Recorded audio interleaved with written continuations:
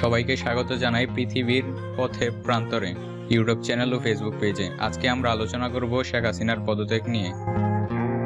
বৈষম্য বিরোধী ছাত্র আন্দোলনের এক দফা দাবির মুখে প্রধানমন্ত্রীর পদ থেকে পদত্যাগ করেছেন শেখ হাসিনা। সোমবার বেলা 2:30টার দিকে একটি সামরিক হেলিকপ্টার করে শেখ হাসিনা ও তার ছোট বোন শেখ রেহানার সঙ্গে যাত্রা করেন। জানা গেছে হেলিকপ্টারটি ভারতের উদ্দেশ্যে রওনা দিয়েছে।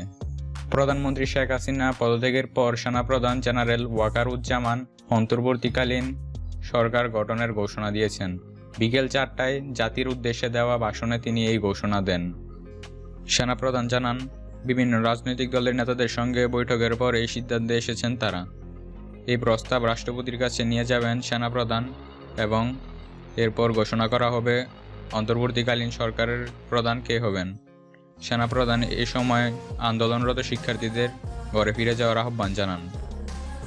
সেনাপ্রধানের ভাষণের পর অন্তর্বর্তীকালীন সরকারে কারা থাকবেন তা নিয়ে আলোচনা শুরু হয়েছে সর্বত্র।